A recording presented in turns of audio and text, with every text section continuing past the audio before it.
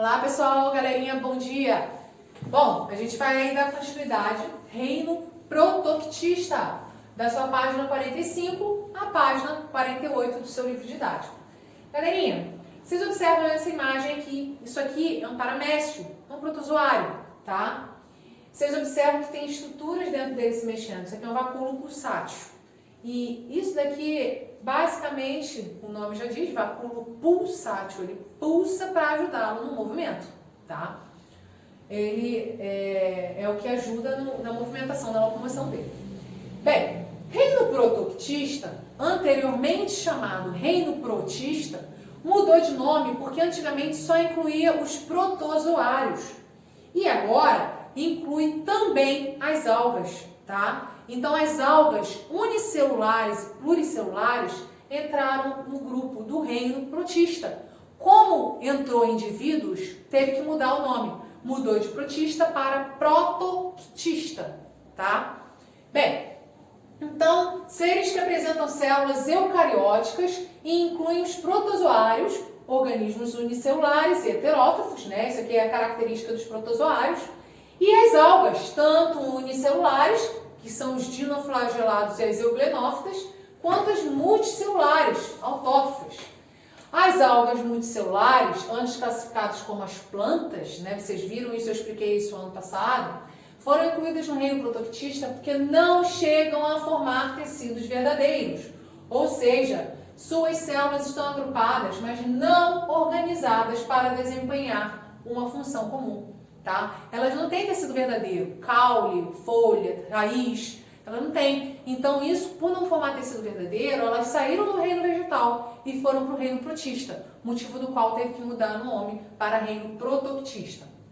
Bem, protozoários. Grande parte dos protozoários apresenta vida livre, sendo encontrados em ambientes aquáticos.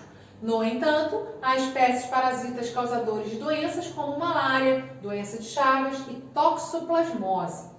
O processo reprodutivo mais comum entre os protozoários é assexuado e ocorre principalmente por divisão simples. Lembrando, divisão simples é aquele que um indivíduo se divide formando dois indivíduos, tá? Bem, os protozoários são classificados principalmente de acordo com a sua forma de locomoção. Diferentemente das bactérias que são classificadas de acordo com a forma, já os protozoários são classificados de acordo com a locomoção. No caso, são chamados de protozoários ciliados aqueles que têm cílios. São chamados de protozoários flagelados aqueles que têm flagelos. São chamados de risópodes aqueles que formam pseudópodes, formam aqueles falsos pés, né? Pseudópodes, pseudo-falso, podes, pés, tá? Eles podem ser chamados de eles podem ser chamados de risópodes ou sarcodíneos.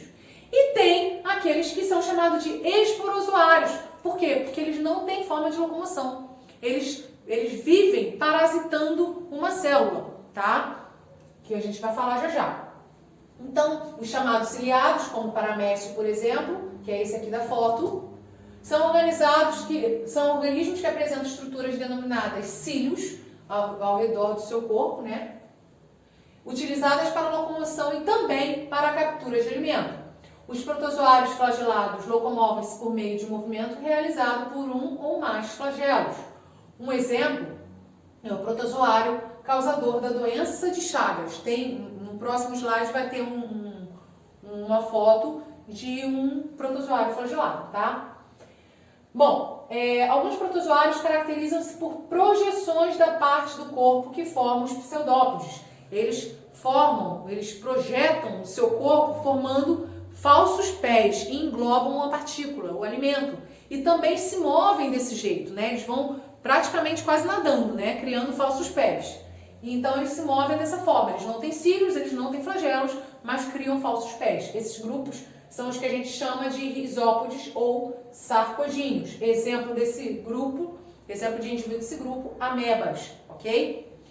Outros protozoários não apresentam organelas de locomoção, é o que a gente chama de esporozoários. Nesse grupo estão alguns protozoários parasitas, como os causadores da malária e da toxoplasmose. Bem, a doença de Chagas vocês estão observando aqui, esse daqui é o Trypanosoma cruzi. Esse indivíduo é um protozoário flagelado. Percebe aqui o flagelo, ó. Ele também é chamado de Trypanosomise, ou melhor, perdão, o Trypanosoma cruzi é o indivíduo, né? Ele causa a doença de Chagas, também pode ser chamada de Trypanosomia americana, tá? É causada por esse protozoário que é Trypanosoma cruzi. Ele é transmitido pelas fezes de um barbeiro, é um inseto que leva um nome porque ele pica a região principalmente do rosto, tá? Como é que funciona? Ele pica e a pessoa ao coçar, esse inseto pica e ele defeca. Quando esse inseto pica, a pessoa coça e ao coçar, a pessoa acaba levando o protozoário que se encontra nas fezes desse inseto para a corrente sanguínea, tá? E o protozoário se encontra nas fezes desse inseto, tá?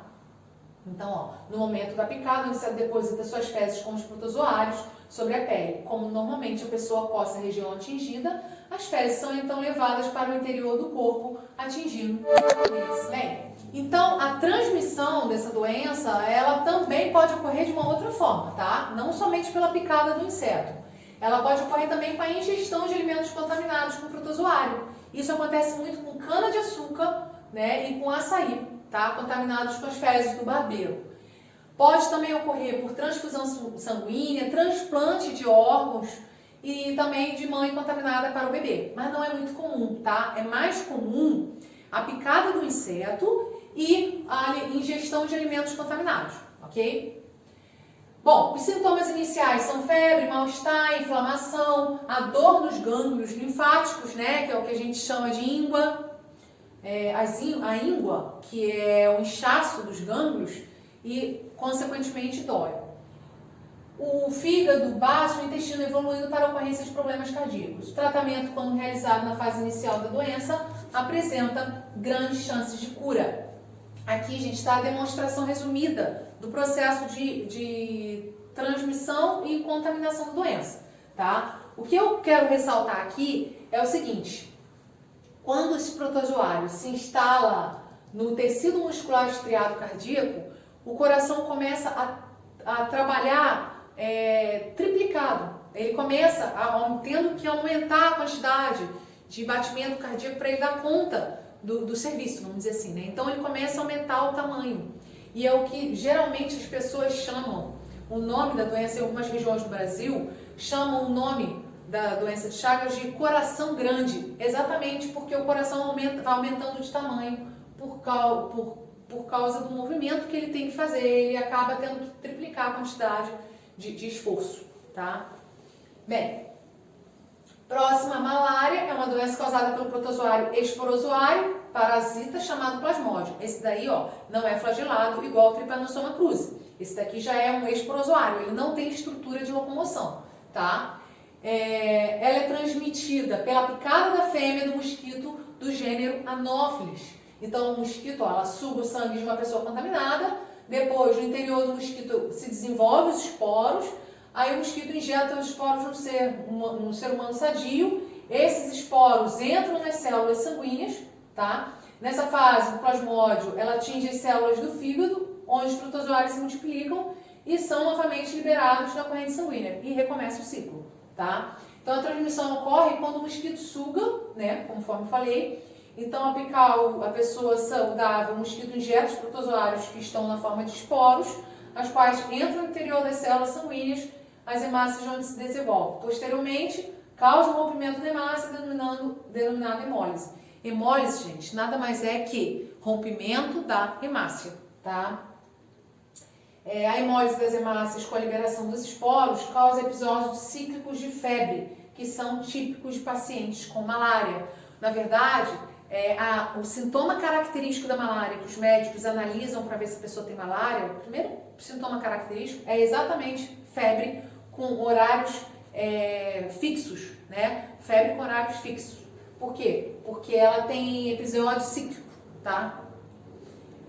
A amebíase. A amebíase é uma doença causada pelo protozoário Entamoeba histolítica, que é a ameba, e ataca o intestino grosso, provocando assim dores abdominais, diarreia, fezes com muco e sangue, além da anemia. Sua transmissão ocorre pela ingestão de água ou alimentos contaminados contendo cistos da ameba.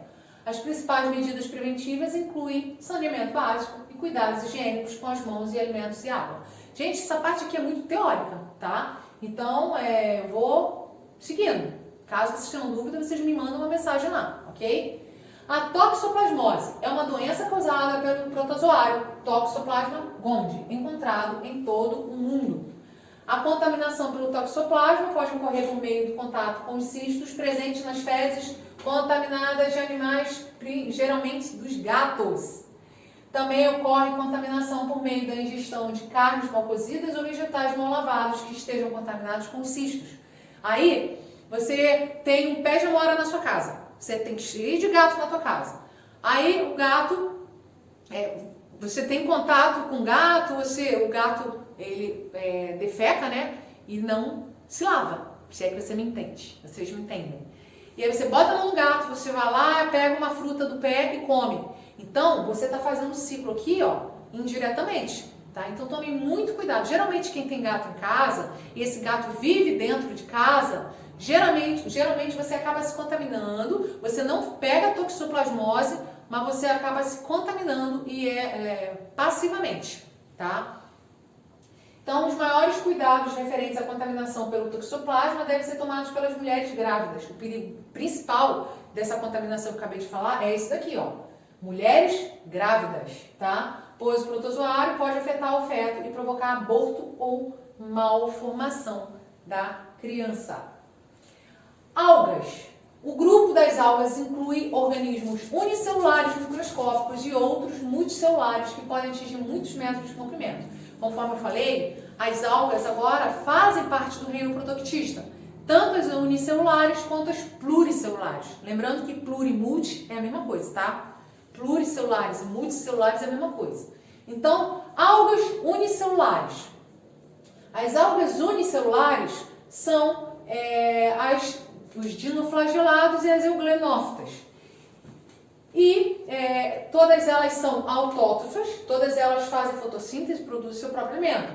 Quando elas encontram condições ambientais favoráveis, as algas podem acelerar seu processo de reprodução, aumentando assim a quantidade de indivíduos e provocando um fenômeno chamado floração.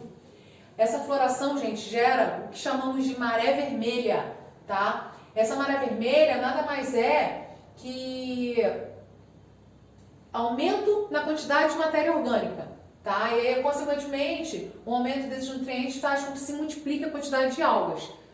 Essa proliferação de algas impede a passagem da luz solar, né, matando os seres vivos que estão abaixo, principalmente os peixes, né? Então, retomando, esse grupo se divide conforme as suas características, podendo ser dividido em composição da parede celular, substâncias de reserva, cor de seus pigmentos e forma de função de seus flagelos. Os principais grupos de algas são algas verdes, que são chamadas clorófitas, algas vermelhas, algas pardas, euglenófitas e dinoflageladas. Essas duas são unicelulares e as demais são pluricelulares. Aqui são causadas por algas unicelulares, isso aqui é uma alga pluricelular. Gente, então nesse momento a gente encerra por aqui. Vocês vão fazer atividades da página 48 do livro didático e as atividades da página 25 e 26 do seu livro de atividades. Então é isso, até a próxima aula.